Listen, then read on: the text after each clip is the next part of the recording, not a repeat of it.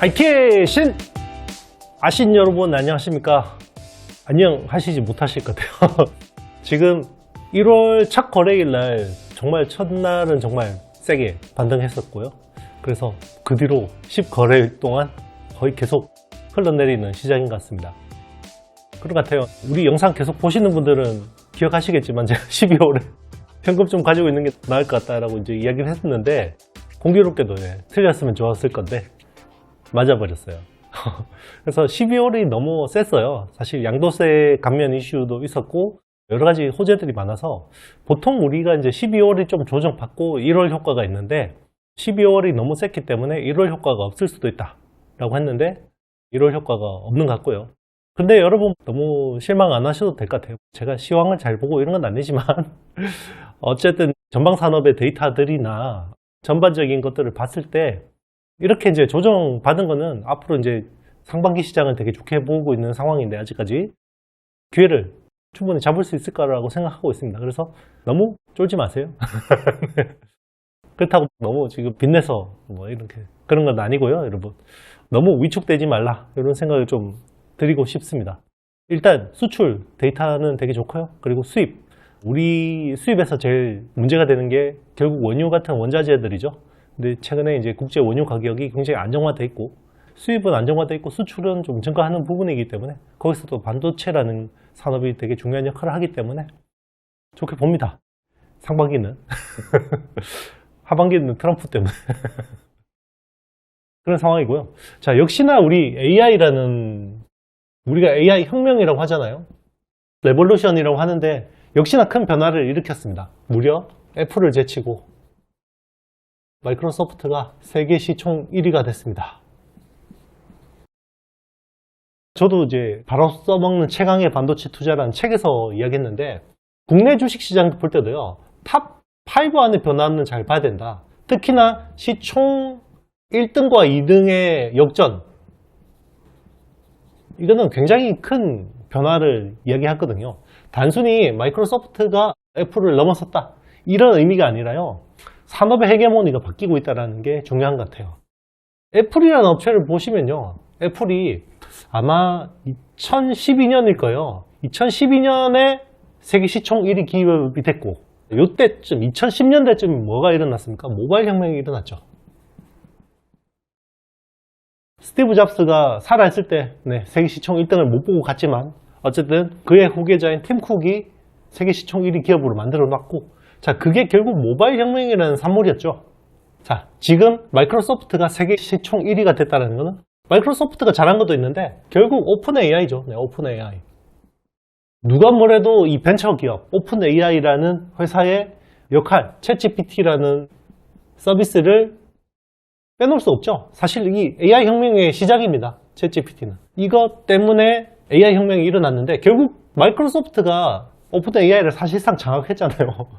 그리고 최근에 MS365, 코파일럿 이런 것들을 통해서 비즈니스 모델이 굉장히 안착되고 있다. 그리고 실제로 유료 구독자들이 월 20, 30달러씩 내는 사람들이 안정적으로 되고 있다. 저도 GPT-4를 유료로 쓰고 있습니다. 강의 준비할 때 굉장히 좋은 프로그램입니다. 굉장히 유용해요. 그래서 월 20달러를 내는 사람 중에 한 명인데요. 이거 줄 서서 대기해서 가입했어요. 겨우 가입했습니다. 그러니까 이게 이제 비즈니스 모델로 굉장히 안착됐다. 이런 부분을 좋게 보는 것 같고요. 뉴욕 증시시장을 보면요. 1926년부터 아마 이게 세계 시총 1위 기업을 따지기 시작했는데 그때 이후로 지금까지 이 세계 시총 1등을 달성한 기업들이 뉴욕에서 1등을 달성한 기업들이 단 하루라도 하는 게 딱 98개밖에 없습니다. 근데 이 시총 1등이라는 기업이요. 굉장히 상징적이에요. 우리가 뭐 흔히 아는 제너럴 일렉트릭, 에디슨이 창업한 저도 옛날에 경영학 수업을 들었는데 제가 정말 경영학 수업들 2000년 초반 그때는 다 재계열치 재계열치의 경영 전략을 기본 이게 정말 바이블처럼 배웠어요. 근데 지금 이야기하면 재계열치 굉장히 올드 패션이죠. 그만큼 G라는 회사가 임팩트가 있었고요. 그리고 제너럴 모터, GM도 1등 했었고 자, 2000년대 보면 뭐가 일어났습니까? 2001년에 중국이 WTO 가입하고 차이메리카라는 골디락스 경제가 일어났죠. 인플레이션이 뜨겁지도 차갑지도 않는 아주 먹기 좋은 상태. 자, 거기서 꿀 빤 나라가 우리나라입니다. 그죠? 중국에다가 꿀을 빨았는데, 이때 2006년부터요, 2012년까지 놀랍게도 시총 1위 기업은 엑스모빌이었어요. 이게 무슨 의미냐? 그때 유가가 $100를 넘고 정말 원자재 수요, 석유 수요가 폭증했다라는 거죠. 그리고 애플이 2012년에 세계 시총 1등이 됐잖아요. 자, 중국이 2013년부터요, 원유 수입액이 반도체 수입액한테 졌어요. 그러니까 가장 큰 무역 적자의 원인이 원유에서 반도체로 바뀌었다는 거죠. 이거는 중국이 산업이 고도화됐다는 거고요. 산업 고도화되면서, 자, 이때부터 사실상 첨단 산업으로 가기 위해서 중국이 반도체 굴기를 2015년에 했으니까 이게 다 파악이 가능한 거죠. 그러니까 이런 게 그냥 일어나는 게 없어요. 그만큼 중요한 거고요. 그리고 이 AI 혁명으로서 또 중요한 포인트 하나 있죠. 메모리 산업에서. 이게 아직까지 일시적인지 구조적인지는 모르겠습니다만은 지금 기술 주도하는 게 SK 하이닉스죠. SK 하이닉스가 삼성을 앞질러서 기술을 주도하고 있다는 게 되게 중요하죠. HBM 같은 스페셜티 메모리 쪽에서. 이것도 잘 봐야겠죠. 네. 그래서 삼성전자가 한국전력을 한전을 제치고 국내 주식 1등을 차지한 이후로 우리 산업 밸류 체인이, 주가 궤적들이 어떻게 변해왔는지도 되게 중요한 큰 흐름이죠. 진짜 중요한 굵직한 물줄기 하나가 바뀌었다라고 보셔야 되는 거예요. 그래서 여러분들 투자 아이디어도 한번 여기에서 맞춰서 점검해 보시는 것도 굉장히 좋을 것 같습니다.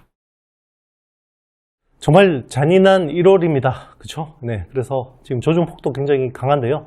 이 조정이 끝나고 나서, 자, 우리는 그 뒤에 희망을 봐야겠죠. 어떤 섹터를 보고 어떤 기업들을 주목해야 될지. 네. 그래서 간만에 분석해 보겠습니다. 동진 세미캠.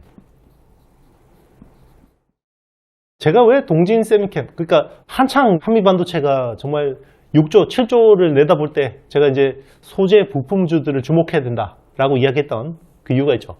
반도체 상승 사이클의 초입에는 장비, 그게 이어지면 어느 정도 진행이 되면 감산이 마무리되면, 자, 제가 못난이주라고 그때 이야기했었을 겁니다. 그죠? 감산 피해주들을 봐야 된다. 피해주들이 이제는 수혜주로 바뀌고 있죠. 왜요? 감산이 이제 마무리가 되니까. 지금 삼성전자하고 SK 하이닉스 둘 다 D램 감산 스케줄을 좀 빨리 생각보다 소진하는 느낌은 있지만 어쨌든 시장은 대응해야죠. 그래서 지금 동진 샘캠 같은 프로세스 케미컬 업체들이 공급량이 늘어날 수 있다는 거죠. 그래서 이런 회사들을 이제 주목해서 봐야 되는 거고요. 동진 샘캠 한번 분석해 보도록 하겠습니다. 일단 국내향 전자재료. 자, 이쪽은 뭐 PR이 주요 부분이고요. 네, 박리액 같은 것들. 그리고 해외 전자재료. 주로 이제 중국에 많겠죠. 네, 이쪽은 아무래도 TFT LCD. 최근에 이거 공장 내놨다고 하죠. 국내에 투자하기 위해서. 이쪽에 쓰이는 화학약품. 해외 쪽 있고, 그리고 발포제도 있습니다. 원래 발포제 하던 회사니까요. 그리고 기타인데 여기에 2차전지 CNT 도전제가 있습니다. 그리고 실리콘 음극재. 아직은 기타라고 되어 있지만 여기가 향후 멀티플에 대한 부분이죠. 현재는 여기 PR에 있을 거고요. 자, 매출 비중을 보면 여기가 한 50% 정도 됩니다. 국내가 한 50% 정도 되고 해외 디스플레이 쪽하고 이런 쪽이 30%, 발포제가 한 10%. 네, 이 정도 차지한다고 보시면 되고요. D램 같은 경우는 불화 아르곤 쪽을 많이 쓰죠. 불화 아르곤 아니면 불화 아르곤 이머전 쪽을 많이 쓰고 있고요. 그리고 EUV용 PR도 많이 쓰고 있죠. 자, 원래 동진 세미캠 같은 경우는 불화 크립톤, 요거는 이제 낸드 쪽이고요. 요게 이제 D램 쪽이죠. D램. 아직 파운드리 쪽에 들어가는 물량은 미미한 상황이고요. 근데 사실 D램 쪽에 불화 아르곤 이머전, EUV용 이런 쪽을 많이 쓸 수밖에 없죠. 자, 참고로 D램이 신규 투자는 없지만 테크 마이그레이션이 많이 일어나고 있죠. 1G 공정에서 1A, 1B 쪽으로 많이 전환되는데 여기는 EUV 마스킹 수가 늘어나고요. 그리고 하이-K 메탈 게이트로 인해서 신규 공정이 적용되니까 ALD 장비가 늘어나고 그리고 하이-K라는 머티리얼 수요가 늘어날 수밖에 없죠. 그러니까 이런 쪽에서 이제 수혜를 보는 게 동진 세미캠이다 라고 생각하시면 됩니다. 그리고 2차 전지 CNT 도전제, 자, 요거는 노스볼트라는 유럽 업체하고 그리고 삼성 SDI 쪽이 이제 메인인데, 최근에 글로벌 큰 기업 하나를 납품을 신규로 추진하고 있다, 이런 이야기가 나오고 있습니다. 이건 좀 더 확인해 보셔야 될 것 같고요. 그래서 이번 조정에서도 크게 안 밀립니다, 동진 세미캠이. 그리고 이제 실리콘 음극재 같은 경우도 대주전자재료 같은 회사들이 하고 있는데, 고부가 그리고 고성장 아이템으로 굉장히 주목받고 있습니다. 지금 EUV용 PR은 아베 소부장 사태 때 크게 이슈가 됐던 제품이고, JSR이나 TOK 같은 일본 업체들이 주로 하고 있는데요.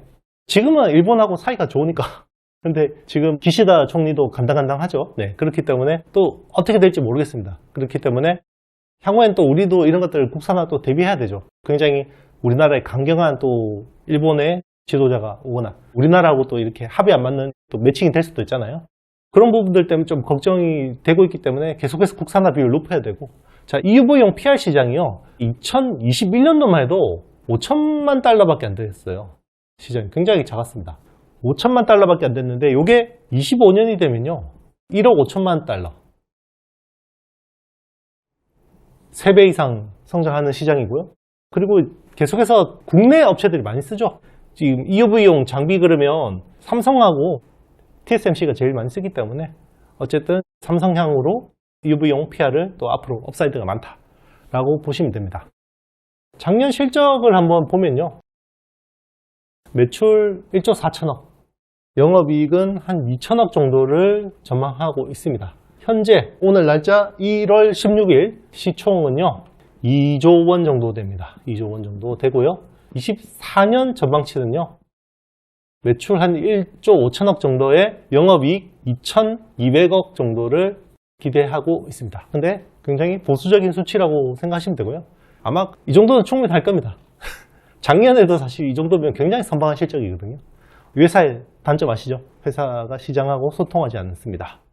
이해도 갑니다. 네, 이런 것들 이제 다 잘한다고 IR을 했더니 고객사에서 단가 인하 요구하고, 네, 그런 것 때문에 충분히 이해합니다만은 이런 부분들이 회사 주가를 좀 캡을 씌우는 그런 한계 포인트가 아닐까 생각합니다. 자, 여러분, 시장이 조정을 받으면요 제일 먼저 뭐부터 올릴까요? 저는 대형주부터 올린다고 생각합니다. 그래서 대형주 쪽으로 일단 먼저 수급이 가고요. 거기서 이제 좀 이게 좀 과하다, 밸류가 부담스럽다, 그러면 이제 낙수 효과로 작은 주식들, 물론 이제 테마로 일어서 가는 건 어쩔 수 없지만 이 섹터로 보면 반도체라는 섹터 자체가 굉장히 묵직하고 굵직하게 가는 측면들이 있거든요. 그래서 충분히 대형주들도 많이 조정을 받았기 때문에 아마 그쪽으로 먼저 수급이 갈 가능성이 높다고 생각합니다. 그리고 특히나 장비보다는 아무래도 소재 부품 이런 쪽에 가동률 회복에 따른 수혜주들 쪽으로 좀 더 수급이 갈 수 있지 않을까라고 생각합니다. 제가 틀릴 수도 있고요. 어쨌든 AI라는 게 계속해서 진행이 되고 반도체 쪽에서 수혜를 본다 그러면 적어도 코스닥 종목 중에서 탑 10 중에서 5종목 정도는 들어와야 되지 않을까 생각하는데, 아직까지는 한두 종목밖에 없죠. HPSP나 리노공업 같은 업체들이고요.